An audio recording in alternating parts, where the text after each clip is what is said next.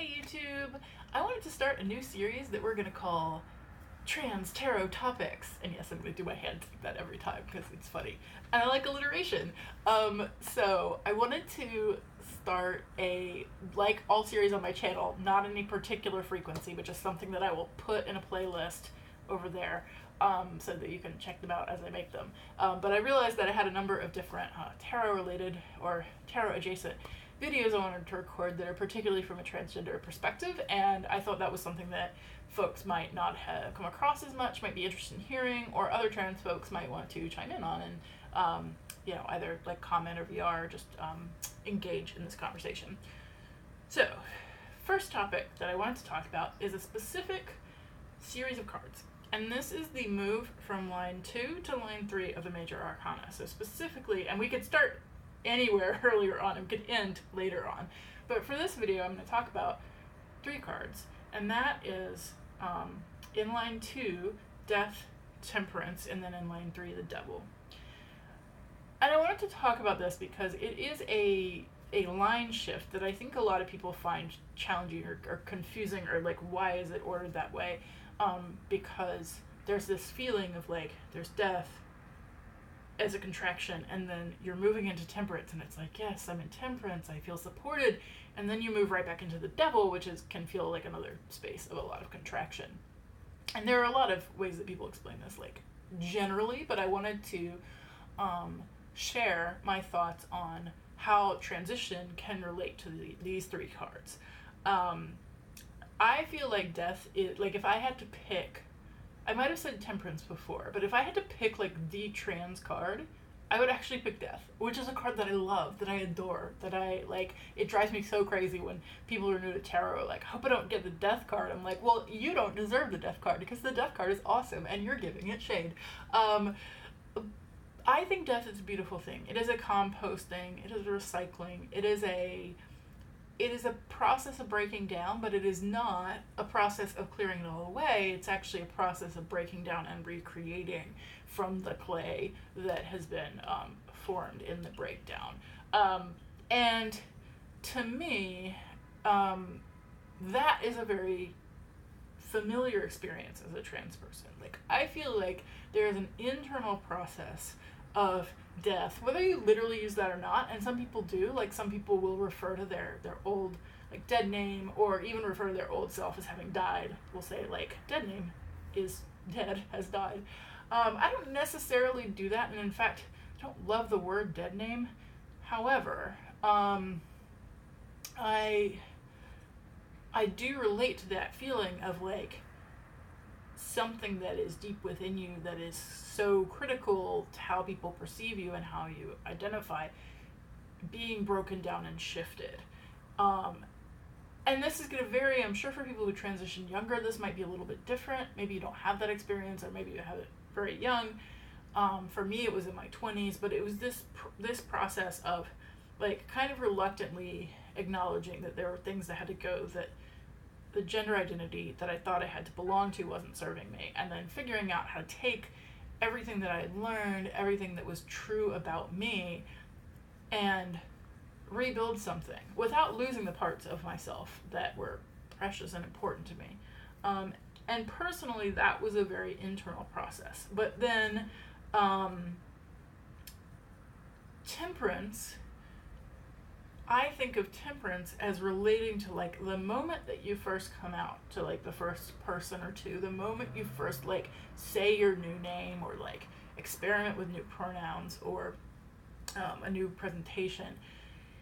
And the reason that I relate that, and I realize it may be a little strange because you might think that would be like the Tower or something a little more confronting, but I think temperance is actually a very difficult card in the sense that it is that first leap of faith, that first step. I think temperance and the Fool to me are very related because they're both about taking a step. And whereas with the Fool, you're kind of stepping forward and you don't know what you're leaping into,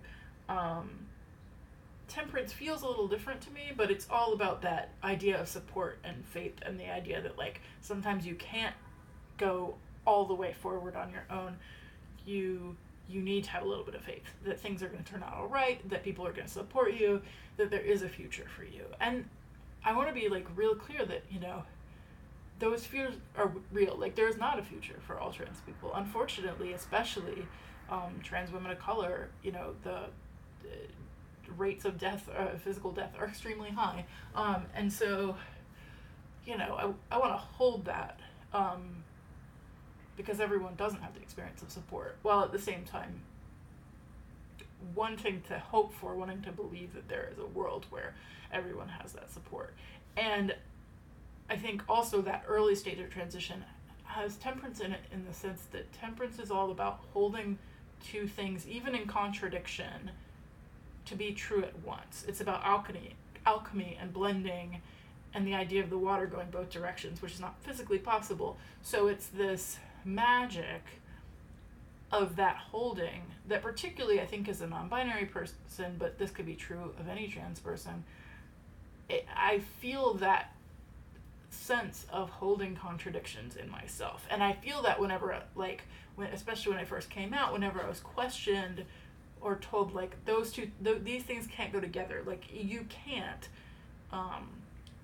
say, oh, I'm trans now, which means I want to wear dresses and skirts and pink, when you're somebody that is assumed female. Like, that makes no sense in my brain. This would be somebody else saying that to me.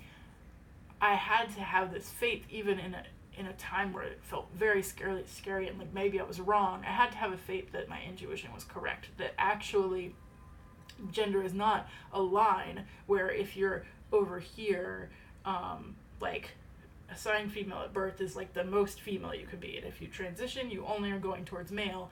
There might be some other place on the plane for you. You can be trans and femme and not female. That was extremely hard to hold, and still can be challenged, and even can be challenged by people close to my life. And when people will first meet me, they will challenge this sometimes. I think that is really a temperance experience for me.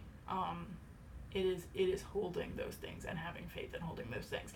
And then when we move to devil, to me, in this example, I think the devil is really like the moment when you really face the world, or the moments. I shouldn't even say moment, because, after that initial point of coming out, over and over and over, you're going to have to confront people who will try to keep you small. You're going to have to confront your ego, your brain voice saying, no, what you think isn't right. No, like, these people are right. Like, people who question your gender are right. Or look at you, like, you're not, passable, or whatever. Like, oh my God, someone clocked me, therefore, I'm not trans enough. I'm not doing a good enough job at gender. That's the ego chatter voice in the devil, but the devil itself is really about liberation and breaking past that and recognizing that those chains that people try to put around your neck are loose and you can take them right off. And so that is the ongoing journey for me of what it means to be trans, is like continuing to, whether it's, sticking to, like, pronouns are Z and here, as time has passed and as neutral pronouns have become more common, they and them have become much more common, and I've had to hold to these pronouns that feel really right to me, but that no one knows how to use, and everybody thinks are weird and special snowflake. And even just that idea of, like, special snowflake, it's very much an ego chatter in my brain that is reinforced by the world around me. And so the devil card says, no matter how many people are saying that, you know your truth, and you can be liberated by recognizing that the stories that your brain tells that were fed by other people aren't actually your soul truth and aren't actually who you are as a trans person. If you are in any of these spaces, I want to send so much love, so much support, so much recognition, affirmation, validation. You are valid. You are whoever you want to be. And even if you don't know that yet, even if your gender is malleable and shifting and changing, and maybe it always will be, that is valid too. And so, it can be really hard, especially early in transition, to find that intuition and to find that, like, inner gut feeling. And I want to say, I see that, I see you, I recognize that. You'll find it. You will go through that process and you will figure it out. And you'll get to the place where you can distinguish brain chatter from what is true. And so I bow to you, as Lindsay Beck would say. I honor you, and I'm with you in solidarity. Oh, my heart. So don't forget to subscribe if you want to see more trans tarot topics, and feel free to leave a comment below if you have any questions or thoughts about what I've shared in this video.